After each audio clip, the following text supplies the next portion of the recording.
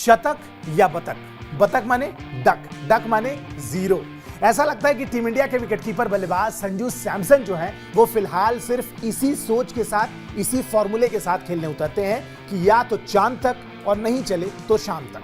South Africa के खिलाफ टी20 series में तो संजू सैमसन का कुछ ऐसा ही अंदाज देखने को मिला है। टी20 सीरीज की शुरुआत एक बेहतरीन शतक से करने वाले संजू ने आखिरी मुकाबले में भी हैरान करने वाली एक शानदार पारी खेली, शतक जमा दिया। पिछले लगातार 2 मुकाबलों में खाता खोलने में नाकाम रहे संजू ने जोहानिसबर्ग में एक बार फिर से अपने आक्रामक तेवर दिखाए और साउथ अफ्रीकी गेंदबाजों की धज्जियां उड़ा दी। संजू ने सिर्फ 51 गेंदों में अपने करियर का तीसरा और इस सीरीज का दूसरा शतक जमा दिया। पिछले कुछ मुकाबलों से ओपनिंग की जिम्मेदारी संभाल रहे हैं संजू सैमसन और इस पोजीशन में आकर अपनी असली काबिलियत को वो दिखा रहे हैं और गेंदबाजों को बाउंड्री के पार पहुंचाने का जो उनका सिलसिला है वो लगातार जारी है, सीरीज दर सीरीज दर सीरीज। पिछले 2 मुकाबले में लगातार संजू सैमसन खाता खोलने में नाकाम रहे थे। इन दोनों ही मैच में उन्हें पहले ओवर में मार्को यानसेन ने बोल्ड किया था। ऐसे में सबके मन में यही सवाल था कि भाई क्या तीसरी बार एक बार फिर उनका यही हाल होगा, उनके साथ यही हश्र होगा या फिर वो वापसी कर पाएंगे। पहले ओवर में बल्ले का किनारा लेकर गेंद स्लिप के पास गई, लेकिन कैच फील्डर से थोड़ा दूर रह गया और वो बच गए। इसके बाद तो बस सैमसन का बल्ला बोलता रहा और भारतीय बल्लेबाज ने अपने करियर का देखते ही देखते तीसरा शतक बनाकर ही दम लिया।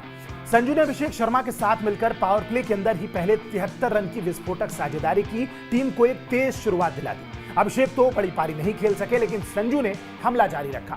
स्टार बल्लेबाज ने सिर्फ 28 गेंदों में अपना अर्धशतक पूरा किया और इसके बाद भी उनका बल्ला नहीं रुका। तिलक वर्मा के आने के बाद संजू की रफ्तार थोड़ी धीमी जरूर पड़ती नजर आई, लेकिन फिर भी उन्होंने 51 गेंदों में ही अपने करियर का तीसरा और सीरीज का दूसरा शतक लगा दिया।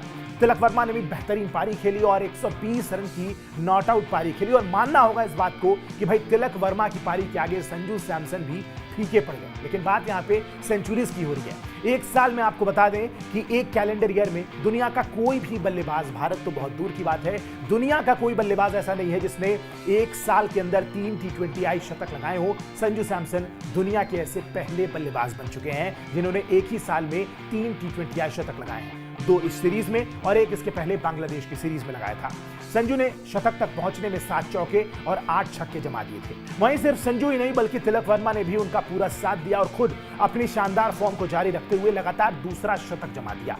तिलक ने पिछले मैच में ही तीसरे नंबर पर उतरते हुए करियर का अपने पहला शतक जमाया था और अब जोहानिसबर्ग में इसी पोजीशन पर दोबारा उतरकर एक बार फिर से कमाल किया।